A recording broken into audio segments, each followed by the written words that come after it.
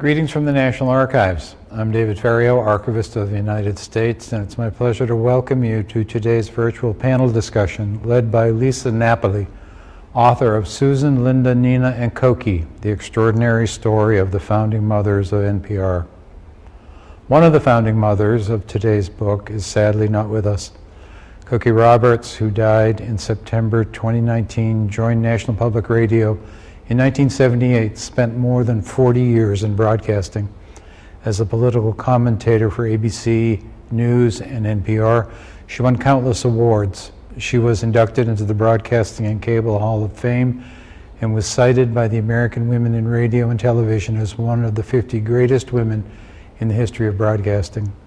Cokie was a longtime member of our National Archives Foundation Board, who worked tirelessly on behalf of our education and outreach activities. Over 10 years together, Cokie and I often found ourselves in the rotunda of the National Archives where the conversation turned to the Barry Faulkner murals depicting the signing of the Declaration of Independence and the Constitution. Cokie always bemoaned the fact that there were no women depicted. Her wise counsel, intelligence, wit, and passion for the role of women in our society will be missed but never forgotten. Today's author, Lisa Napoli, was born and raised in Brooklyn, New York. Early in the rise of the World Wide Web, she covered the intersection of technology and culture at the New York Times Cyber Times, on MSNBC, and for Public Radio's Marketplace. A chance to help start a radio station in the Kingdom of Bhutan led to her first book, Radio Shangri-La, What I Learned on My Accidental Journey to the Happiest Kingdom on Earth. Her biography of 20th century philanthropist Joan Kroc is titled Ray and Joan, the Man Who Made the McDonald's Fortune and the Woman Who Gave It All Away. Her third book is Up All Night, Ted Turner, CNN, and the Making of 24-Hour News. I'm very pleased and honored to welcome our three special guests, Susan Stamberg, Nina Totenberg, and Linda Wertheimer, with Cokie Roberts, the four founding mothers of the book's title. Susan Stamberg, who has been with NPR since the network began in 1971, is the first woman to anchor a national nightly news program and has won every major award in broadcasting. She has been inducted into the Broadcasting Hall of Fame and the Radio Hall of Fame.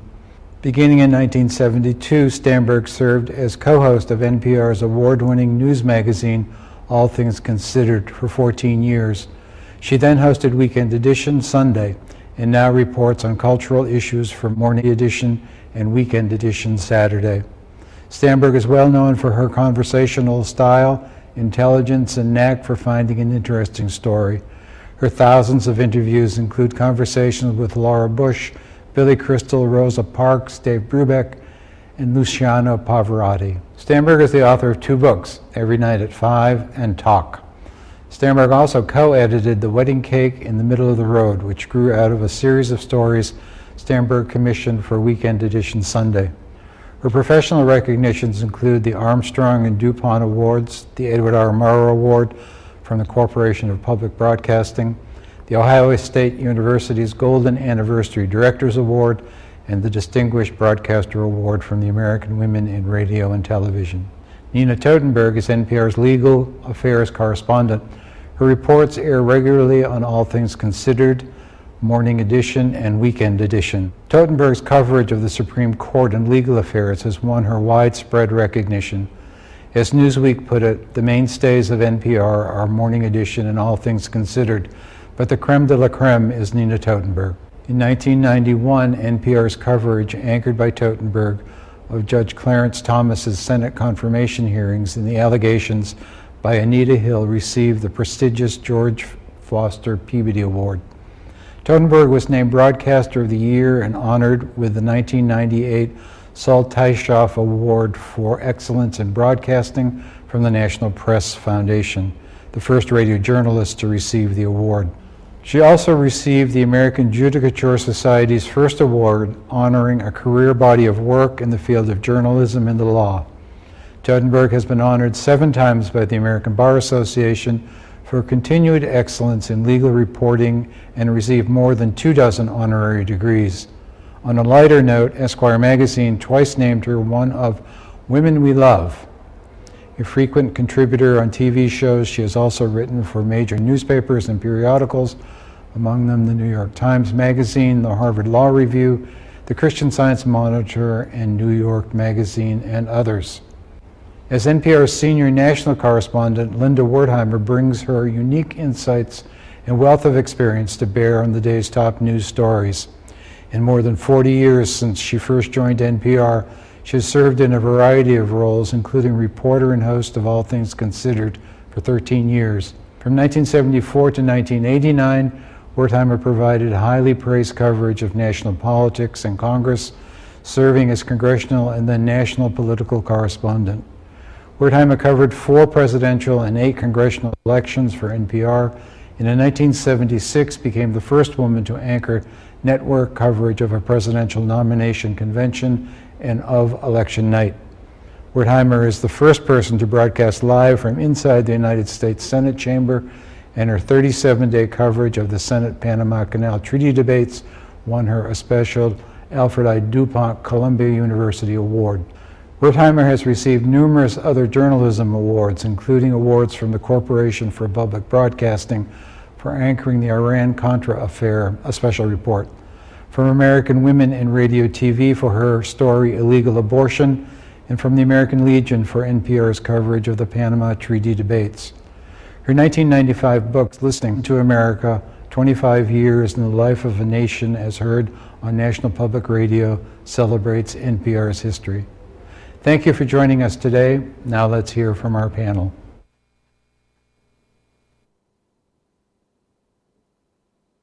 Hello. Thank you so much for joining us. Thank you for that wonderful, comprehensive introduction.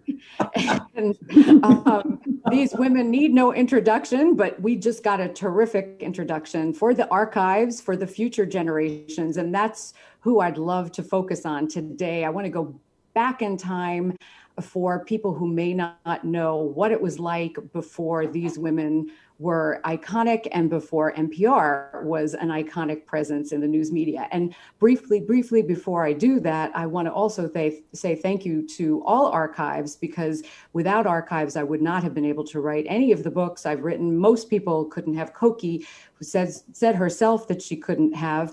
And archives are invaluable. You cannot find everything on the internet, and you can hear everything you need to know from the past, even on NPR. So thank you to the women whose lives I invaded. This is an unauthorized book, and I'm delighted and honored that you took the time to join me here tonight to launch this book with the upcoming anniversary of NPR's 50th. So thank you so much. Thank you. I want to start. Thank you, Lisa. It's so great. It's beyond my wildest imagination that we could have this conversation, and it's better if the three of you just keep talking, but I'll just try to guide us through. Okay. And even though Linda came first technically in March 1971, I want to start with Susan, who coined the name Founding Mothers. For anybody who doesn't like the word mothers, I've heard that mothers is a loaded word in 2021. That's better, fathers. Right, or maybe sons.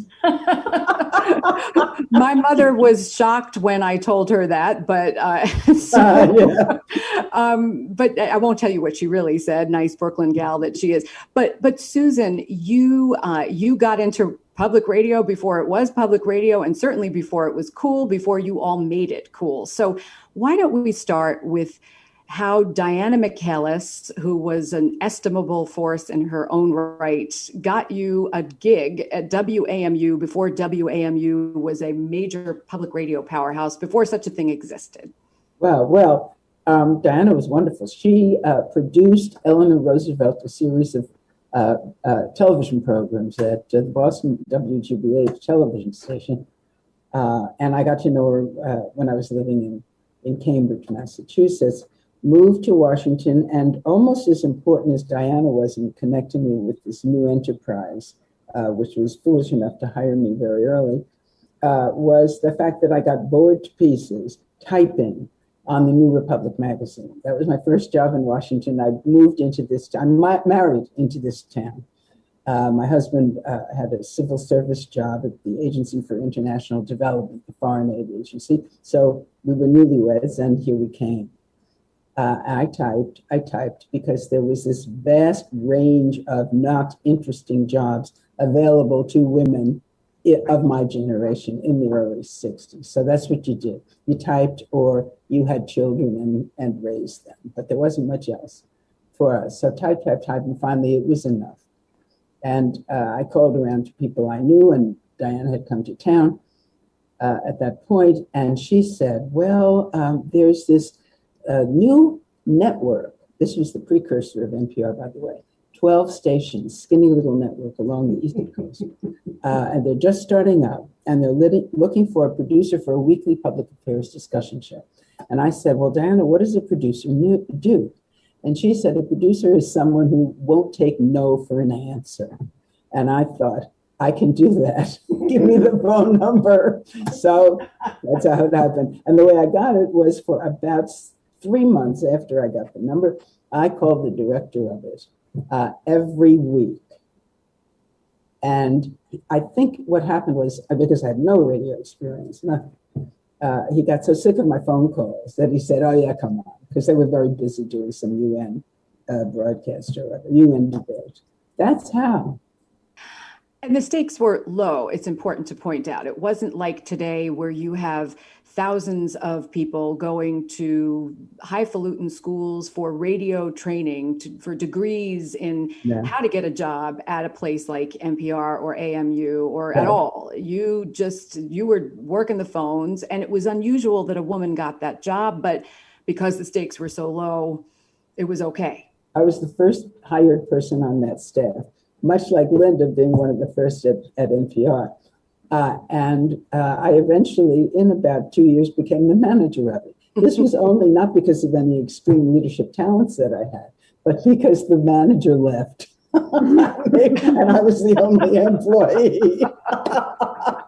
So it was one darn opportunity after another, provided to me first by a woman and then by a man. And I must say, we're all ardent feminists, we three, and Cokie was certainly. But I never got a job that was not decided upon in my behalf by anyone but a man, time after time. So I have to give that credit too. Well, and given that you've really had two main jobs that, radio stuck for you. It was something that you loved. You'd grown up loving it.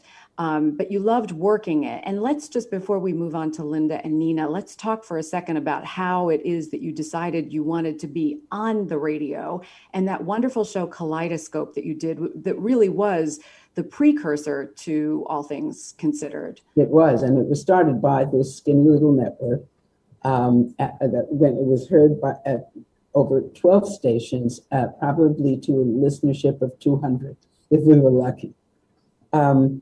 But I walked in, I remember walking into that station, WAMU, and amazingly, I discovered not long ago that really I've been involved in the creation of two big broadcasting institutions. I've been there from the beginning, NPR and that station, which is a powerhouse now at NPR. But I walked into the control room and I thought, I'm an English major. What am I doing here? Because it was nothing but cables and stuff and things and boards and all kinds of technical things I've never been good at. But there I was because I'd grown up with it. And it was the glamour medium of my childhood. It was long before television. We didn't have television in the house till I was in junior high school. And so radio was so fascinating to me and so amazing to be behind the scenes on it, which is how I joined as a producer, and then only went on the air. Well, the first time was when the weather girl got sick, and I was producing this daily program. And of course, it was my duty to. We sounds like a Lou Grant episode. What did you say what it was? It sounds like a Lou Grant episode. It really was. It really was.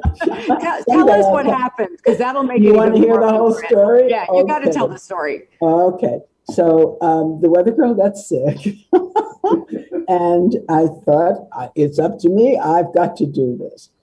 But I was so nervous. The way you did weather in those days, we had no meteorologists. So what you did was dial WE61212, and you wrote down what you haven't heard this, girls.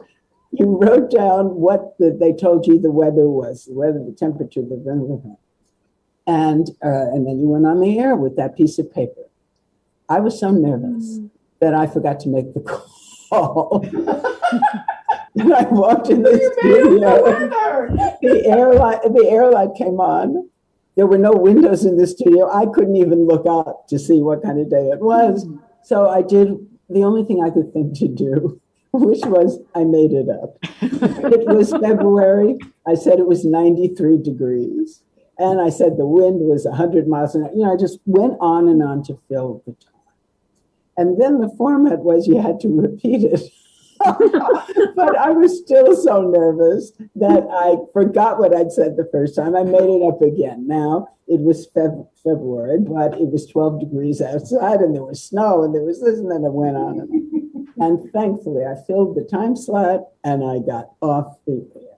But I learned two major lessons. One was you never go on the air unprepared, and two, you never lie to your listeners. So it was a valuable humiliation, I must say.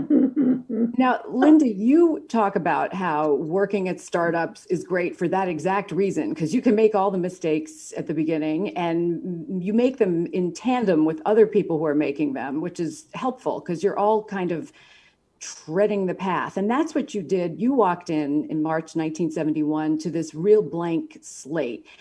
And just to bump up against the anti-female sentiment that you had dealt with up until that point, let's talk about really briefly the CBS News Radio experience that you had, where you were basically told you couldn't go but so far. You were lucky to get in the door in the first place, right? I mean, any job. Absolutely right. I was lucky.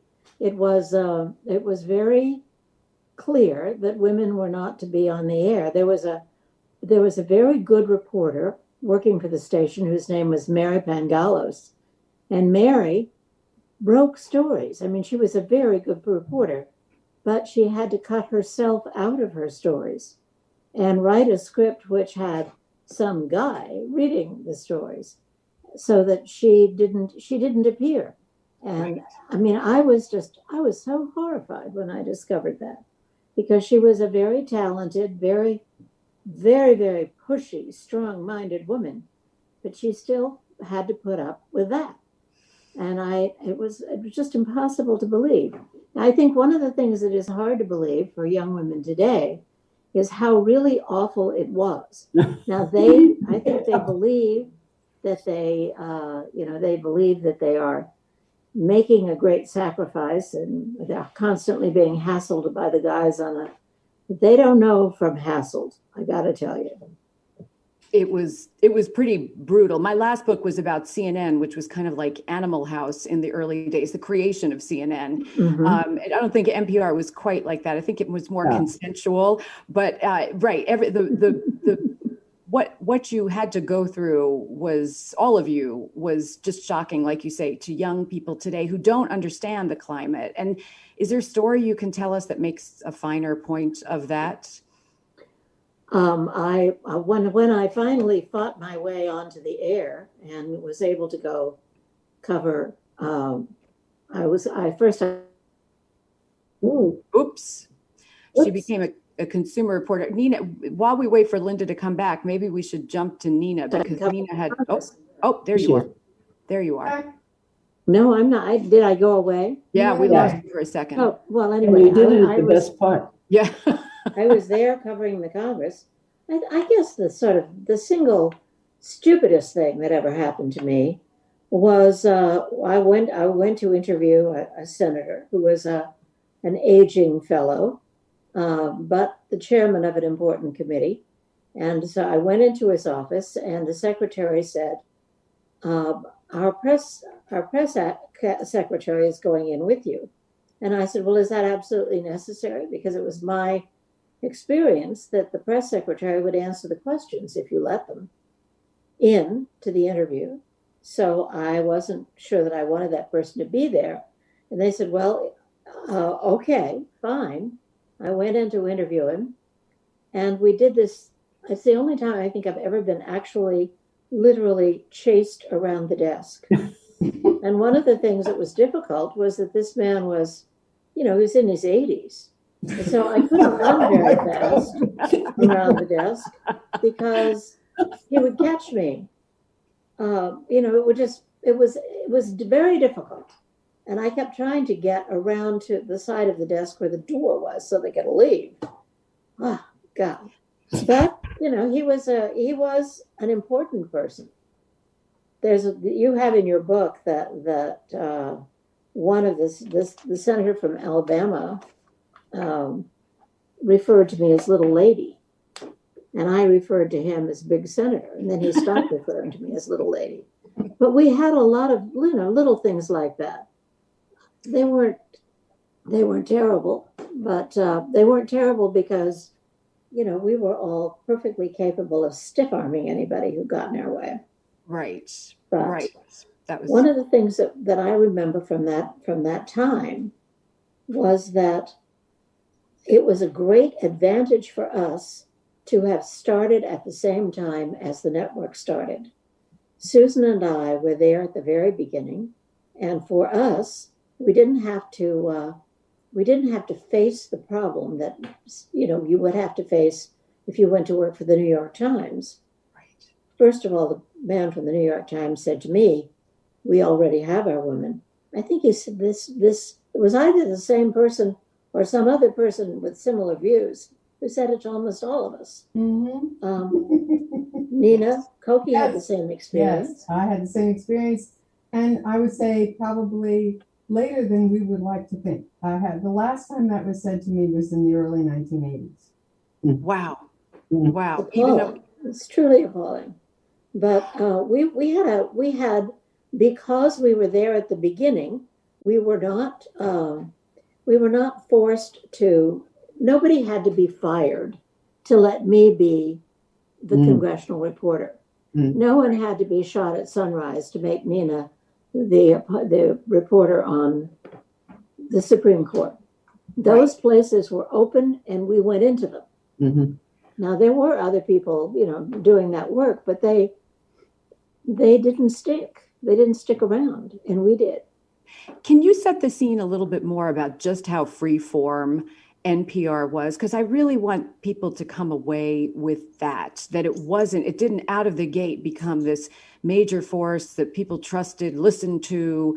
You basically were all inventing this form when you walked in that door. I think it was interesting. I mean, I think it was interesting for the people who were listening. They didn't know quite how interesting it was to us. I was directing the very first programs that NPR produced, the very first All Things Considered. And what happened was that the program would start, we'd hear the theme, we'd hear the newscast, and I'd be sitting there saying, "Where is the tape? Where is the tape?" And there would be no tape. For the first report. There was Noah Adams, who was Susan's co-host for many years. Noah Adams once said that in the very early days, you could count on the first piece being in the studio. Well, that wasn't always true, but you had no idea what the next piece was going to be. Not a clue. And nobody knew. Nobody had any idea what was going on after that.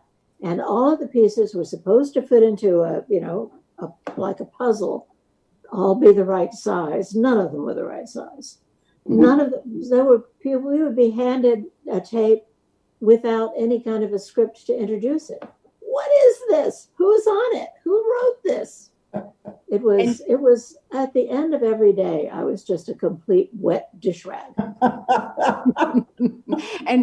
and it was really being produced or created by a very small number of people. It wasn't like now where you have this huge network of employees, as well as all the member stations that contributed pieces too. It was not later. Well, it was a small group of very young people.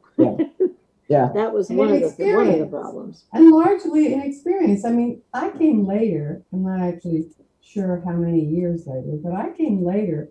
And I remember one day a piece fell out And Jim Russell, who was the executive producer, came to me and he said, the such and such piece just fell out. I need you to crap a piece, except he didn't say crap.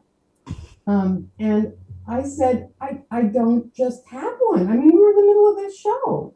I said, I had a piece in the first half hour. We could do it as a two-way in the third half hour. And that's what we did.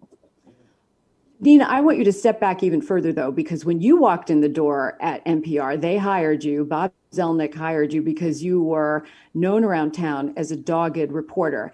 And you were not a radio reporter. Once again, even though it was 1974 and 1975, there still were not people aspiring to work in radio news, right? You were used to the print world and you did not have a radio background. No, and I didn't know how to cut tape. And I didn't know how to use sound. And Susan Stamberg was the first person who taught me when you're on the air live on the radio, don't cover your mouth like this. And I had a huge portfolio. I didn't just cover the Supreme Court. I covered the House and Senate Judiciary Committees, all scandals, some politics, and the Supreme Court.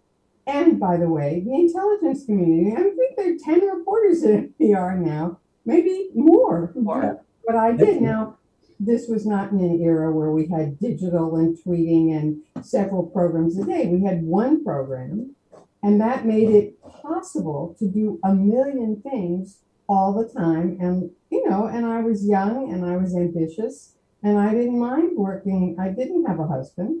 I had boyfriends, but no husband, and I didn't mind working till 10 o'clock every night. Yeah. Did you all get the sense in the 70s that, and this is pre-Cokie, and then we'll move on to Cokie, did you get the sense that you were creating something big, or were you just excited to have this platform to play with and to tell stories? Did you have that sense of the bigger picture that it could? I think it was both. I think we started off being very, very ambitious with no resources. As Nina said, we had 5 reporters. I think we had a total staff. You'd know the number, Lisa, better than I. I've always said we had 68 staffers and 68 listeners in the early days. But I think I just read somewhere that maybe there were 90 on staff. Yeah, I can't remember the exact number. It was still 90. Very small to put on a daily. 90 minutes a day is what we were doing. More but we had. I mean, I did. Most of them weren't working for the programs. Most of them were working in the administrative side. Administrative. That's true. Right. But I, from the very beginning, I think everyone felt this way. Had big ambitions for it. The idea that we could create this in very difficult circumstances. That was fun. That was just a wonderful challenge. It was desperate. It was thrilling. It was hilarious. It was horrible. It was everything. But it had a future, and we knew it. And the ambitions were to be the radio version of the New York Times, to be that good and that consistent and reliable. And we had one of the former editors of the New York Times editing our program, Cleve Manthis, was fabulous. Very beginning. Yeah. But it's so interesting to imagine that you were making calls and booking people or reporting stories for a network. When you call from the New York Times, I used to work there. People answer your call. They call you right back. And NPR now today, obviously, you're all in that position where that wouldn't be a problem. But back then, it wasn't a foregone conclusion that somebody would know what you were talking about. I was from That's absolutely radio, right. And they would say, "What's that?" Yeah, like that. And we used to have to, in the beginning, do a little tap dance with every phone call. Hi, I'm Susan Stamberg calling from National Public Radio, a brand new non-commercial network, and we have 60 stations, and we do blah. And by then, they probably hung up. They were busy people, but it took forever. Linda, you better introduce the other guests. Yeah, who's that great cat? That was Douglas the cat. Okay.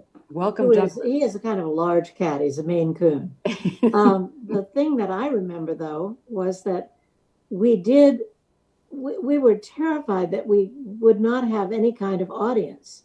And we kept finding, excuse me, Douglas. Well, we've got one now. And we were terrified. It was very interesting that we would find that people had heard things that we did. I think we started out with very little faith, that anyone would ever hear anything. And then we discovered that they were there, they were out there. One of the things that made a huge difference to NPR, not right away, but eventually, was FM radio in cars. Yeah. Another thing that made a huge difference was when people decided that their children could not necessarily, their children had to sit in the back seat in car seats, lashed to the seat. So they couldn't get into the front seat and change the station.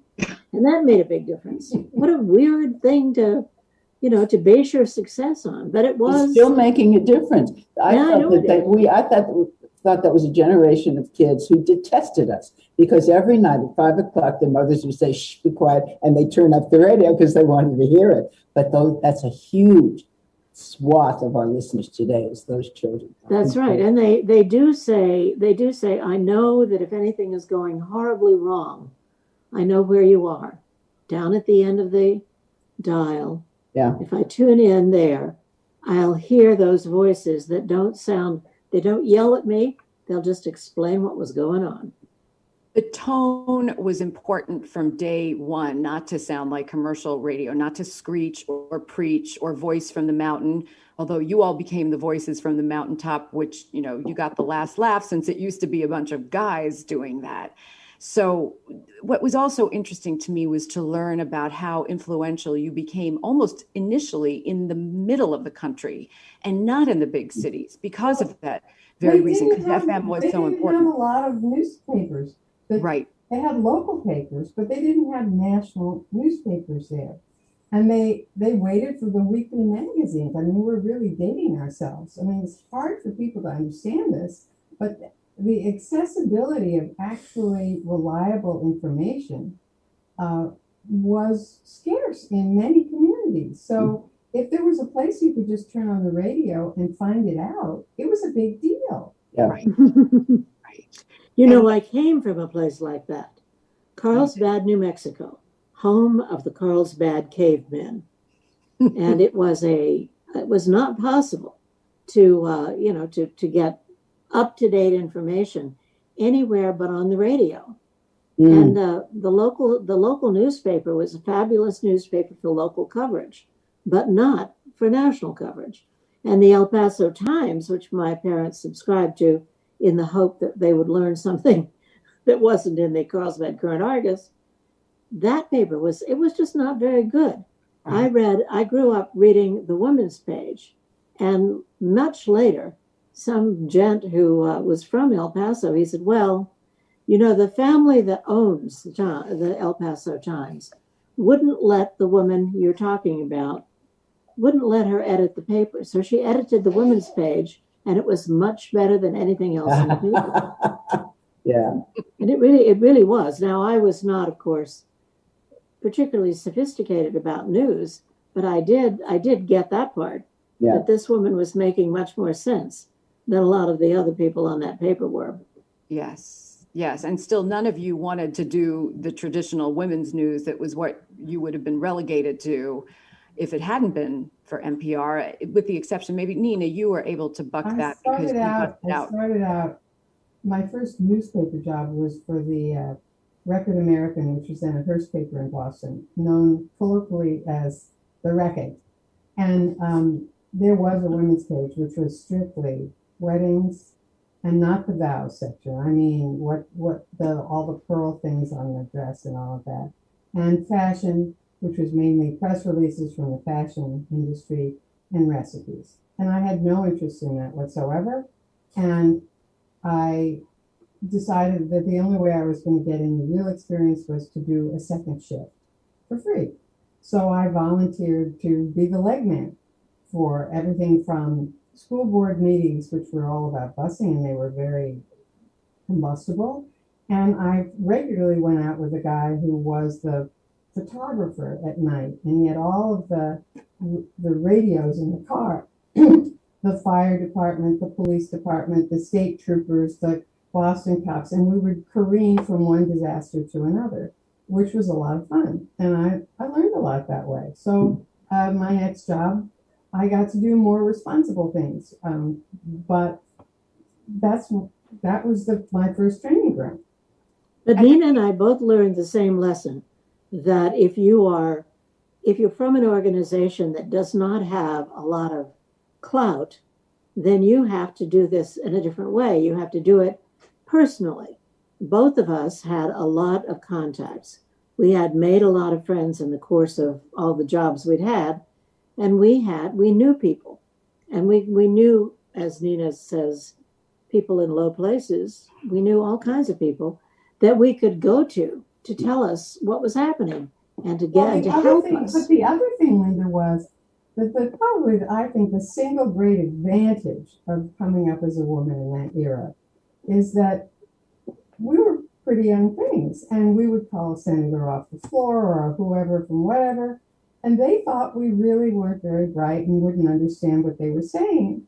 And we would ask, bat our eyelids and ask questions and get the most amazing amount of information that I think probably we wouldn't get today, because all those guys would be on their guard. So when I was doing a story about lobbying, and for example, once involving a new route for Northwest Airlines to the Orient, most of the members of the Commerce Committee went on that trip gratis. And there were only two people from the entire leadership that I could identify who didn't go. One was Mike Mansfield, who was the majority leader. And he came off to talk to me, and I said, you didn't go? And he said, nope. And I said, why didn't you go? And he said, don't do those kinds of things. And the next person was Norris Cotton, a Republican from New Hampshire. And I said to him, Senator Cotton, why didn't you go on this trip expecting some deep? He said, Oriental food gives me the trots.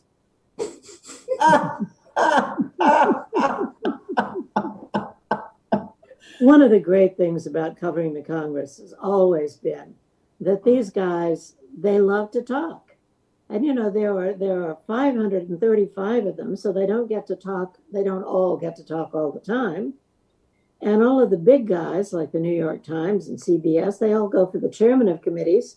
And we were going a little bit farther down the line of the committees, making friends and learning things. Yeah. Linda, can you talk a little bit about, did you and Cokie strategize, or how did you and Cokie strategize when she came on? Well, actually, before we talk about how you strategized, let's introduce Cokie by saying that, having Nina tell the story about running her resume into the newsroom after retrieving it from Steve, her husband, on the street. So Steve Roberts called me up. I didn't know him. But he was just back, he and his wife Cokie were just back from Greece, a foreign assignment. And Judy Miller, who had previously worked at NPR, was working then at the New York Times. And she said, I think there might be an opening at NPR. And so he called me up, and I said, bring me her resume. And I met him outside of my recollection is I met him down on the street, but he said he brought it in to me. I don't know. But I got it. I didn't know either of them. And Linda said to me, I wonder if that's Cokie Boggs. Who else can be named Cokie? And they had gone to college together. They had not been close friends, but they had been in college. Acquainted. Yes. And I took it right away to Jim Russell, and our boss. And I said, you need more people. And here's somebody she'd been a stringer for CBS, and her father was Hale Boggs. And her mother was Lindy Boggs. Her father had been the whip, the Democratic whip. And I said, you ought to pay some attention to her. And he brought her in Cokie and I both came in with real thinking that we would be hired shortly if we did well. Well, in those days, NPR they kept everybody like us on the string for months and months and months before they finally hired us. And it was that way for Cokie as it was that way for me. But my concern about Cokie, and I did have a concern, was that she was, that most of the things that I had spent, a couple of years learning, she knew when she was about 7. She knew how the Congress worked. She knew a tremendous number of people in the Congress. She could identify the chairman of committees and knew what they did. And there was just a lot that made me, I didn't feel that I didn't know as much as she did, but I did feel that she had better friends than I did. And I was concerned. But the thing that made the difference for us was that Cokie never really had a sort of a super competitive nature about, her own colleagues. She was competitive about getting stories. She was competitive about lots of things. But she was not, she didn't feel that it was necessary to stiff arm your best friend and the person who sat next to you in the gallery in order to get where you wanted to go. So whenever we had a problem, we worked it out. And I think I think that's a kind of a female thing to do. I think women do. She really had the art of that. She had the art of she had the art of it. I have to tell that I've made two major contributions along these lines. Well, as Nina explained, I told her not to cover her mouth. And with Cokie, she came and had broadcast from when they were living in Greece for CBS. So when she came to us, and we've talked about the natural voice that Bill Siemering, I guess, encouraged in me to be yourself and talk this way to a big radio audience. Don't think of it as big, just a few.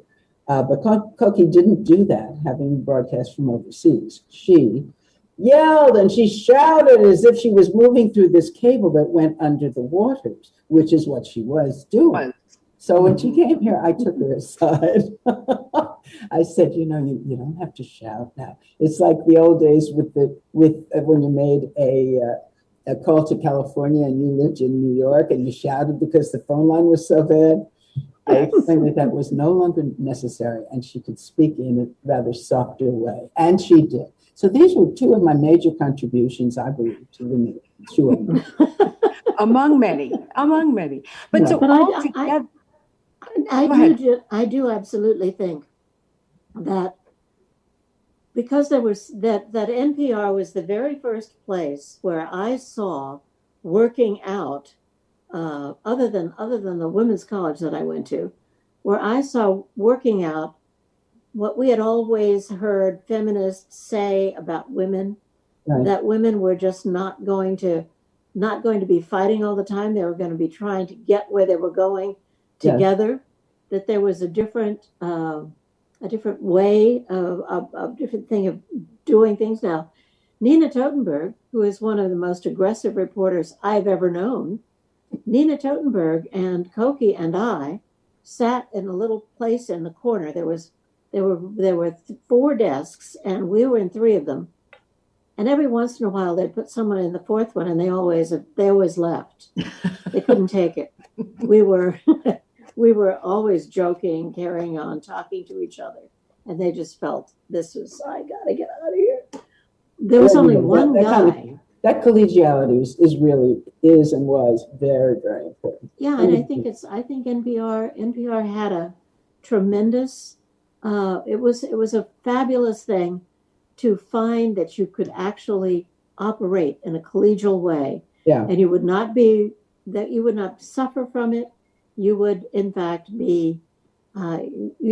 Everything would be much better for you in terms of the work as well as in terms of your own personal life.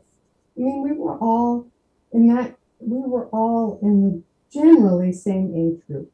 We had the same kinds of problems. Cokie would come in and say, I don't understand why Steve made me cry last night. And I'd say, well, are you going away? And she said, of course, that's it. Or vice versa. It was a great benefit to have.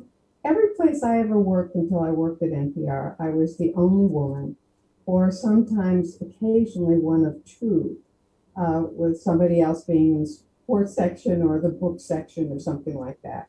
And it was a big difference to work with a lot of other women who had experienced many of the same things that I had experienced and was experiencing.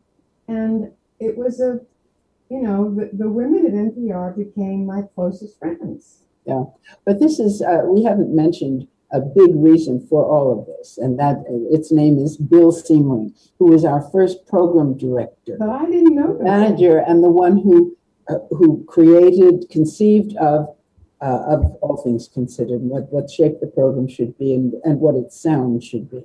And he, from the beginning, hired women, talented women, and gave us things to do, important pieces of work. And that helped to create the funding. If they had hired an executive Susan, you know, you gotta be truthful about this. The reason we were so many women, in addition to the fact that Bill Seymour We were cheap. guy, is we were cheap. Men would work for the amount of money we were getting paid. What did Frank Mankiewicz say? The third president of NPR, his line? Get more bang for the buck with a broad. Never to our faces. No, And he loved My women. face, to my face, he said it.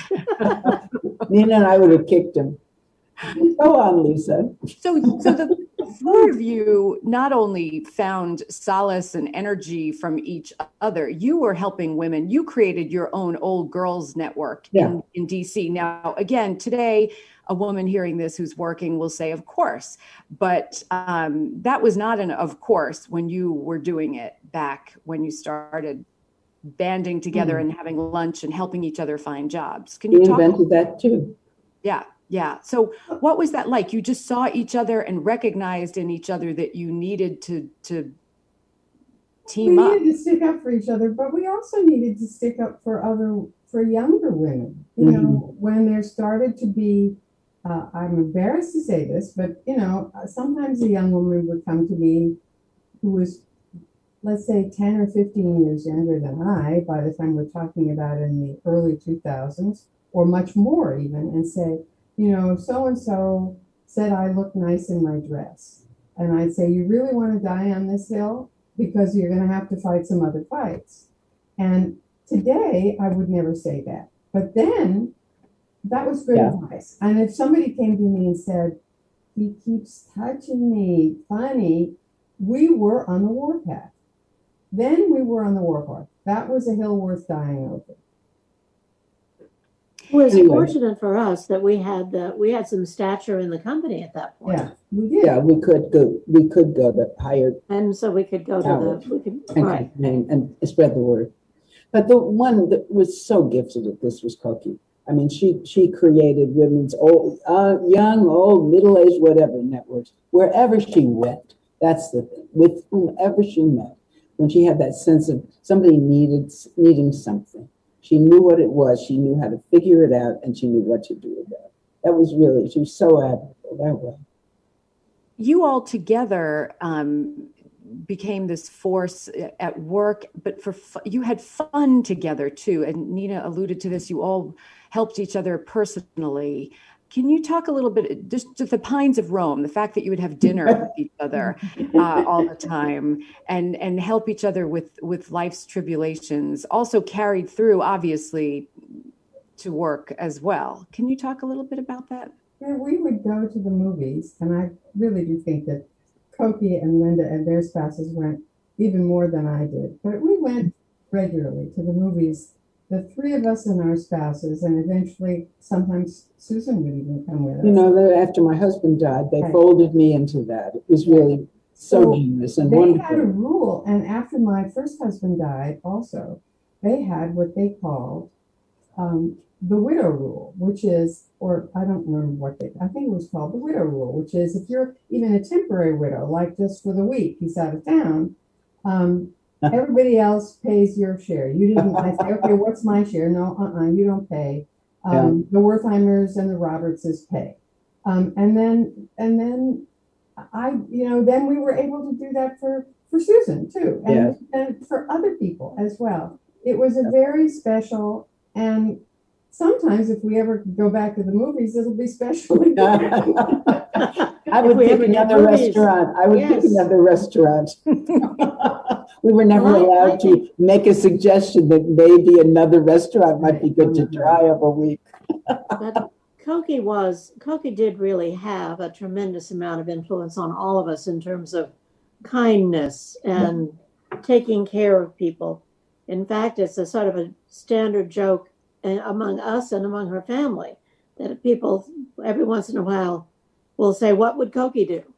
Oh, yes. Wasn't such a joke. And you get these very funny answers about what would Cokie do and why.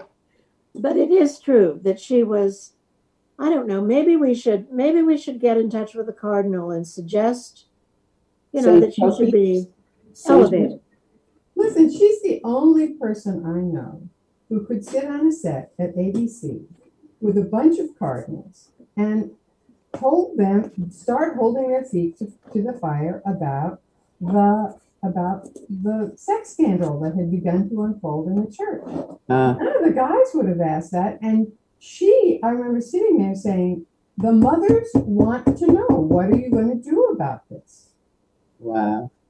I think we've lost our Linda. She was fussing with the camera. The cat might have come over and. Well, No, tell me her. tell me what to do, and I'll Oh, do wait, it. there she is. Okay, feel around on the top of your computer and you'll feel a bump and see if it needs to be moved. Or else if you see the little Zoom icon, just click on it. Okay. I'm trying. I was just trying to turn up the sound. Maybe someone in the audience could give us a ring. I know. I Let us feel know what totally to. helpless. Any engineers? We're all very technically sophisticated here. What would Cokie think of Zoom? You must have talked about the last year, what Cokie would have thought about everything in the last year, the pandemic, the election. Yeah. She missed it. Yeah. What she thinks about it is she'd do it relentlessly and never quit, which was also her nature. Much like our Energizer bunny here at Miss Totenberg. Nina, when you think, I've heard you say that your father lived to triple digits, you're never going to stop working. Do you really can't imagine? The thing is, he was a great concert violinist and then a teacher in the last, probably more of a teacher in the last 15 years of his life, although he performed until his 90s. But I do not consider myself really a great teacher. It doesn't interest me terribly, except person to person, not person to class or even small class. Good. Back. So I don't imagine I could do it till I'm 101. Otherwise, I'd be at the microphone. I got this microphone right here at home, and I'd be holding it going on. But be for yourself, girl. But I don't think I can do that when I'm 95. And I'm counting on you, Nina. I could do guest appearances, I think, but I don't think I could keep the kind of schedule that increasingly news organizations have younger people. Sure. And it's a young person's game. And it never, ever stops. Yeah, there are so many platforms, social media, digital, radio. Oh, yes, and so would like you on tonight on CNN or MSNBC or even Fox. I've done those gigs too. I'll do them if I possibly can. It's good for a reporter to be seen and heard, right? You don't turn down people unless it's just not possible. But as you get older, having to learn all of this stuff extra, and the pandemic hasn't helped a lot, but you get tireder. I mean, it's just it's wearing. So I'm not going anywhere anytime soon. But I am a realist. You can't keep working at that pace forever. But there's a very useful thing you could say, SORRY. And you could get no. Sorry, no, I can't cover that story. No. See, you can say it. Look at you. You just did.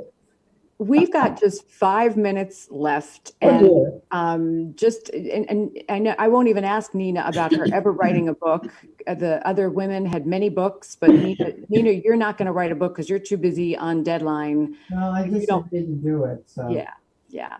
But so how can we wrap for the future generations who will see this archival tape at this moment in time that NPR is turning 50, where things are better for women? They're not perfect. What would you say? What would be your final words? Well, we're seeing some new things happening. like the podcasts and all kinds of strange new things that I don't know. I mean, I'm not doing any of that stuff, but I'm willing to admit that it might be worth doing.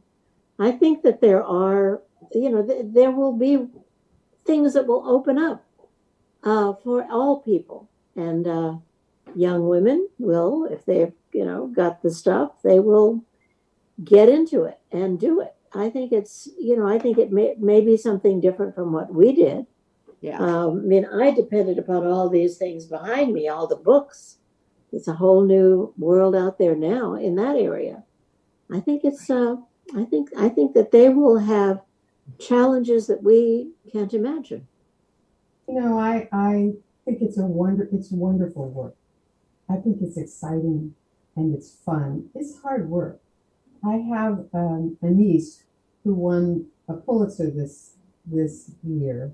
It was the first radio Pulitzer, and she started wondering about what I do for a living. It looked like it was so much fun when she was about 8 years old. So it is very hard work, but it's if you can do it, you're going to have a ball. I agree.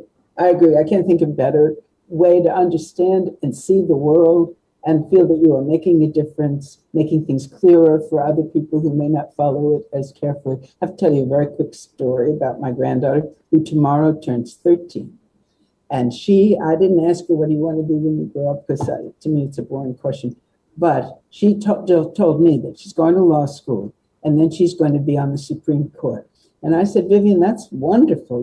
Bless you for it and courage. But I think, the Supreme Court, there's just a handful of them. They sit in their rooms most days and they're reading and they're writing, they're doing work. It's lonely work. It's collegial, but lonely. Why don't you think about being president? Because that way you have many, many more people to talk to of a day. You're a sociable girl. You get along and you like to be with people. And she said, okay, Zuzu, I'll think about that. That's the future.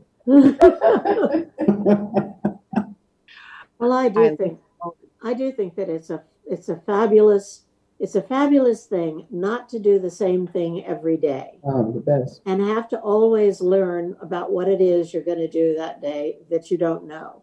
Lisa, you trying to wrap up here? I mean, it just keeps your brain exercised. And I think that is a wonderful thing. Well, I have had a wonderful year during the pandemic, which was a horrible year, investigating your lives and stitching together the story of public radio set against the backdrop of 70s feminism and your lives. So it's been an honor and a privilege, and I'm so grateful to the archives for hosting us this evening.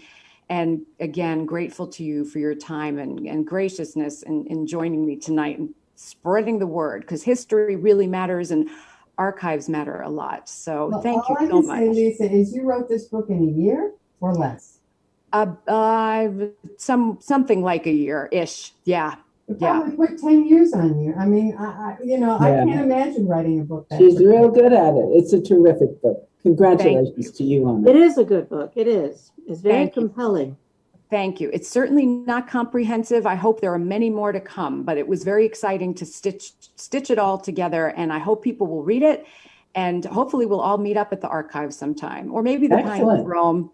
By the Declaration, the Declaration of Independence will stand there. Yes, yes. Thank you all. Thank you all so much. Thank you, Lisa. Yes, thank you.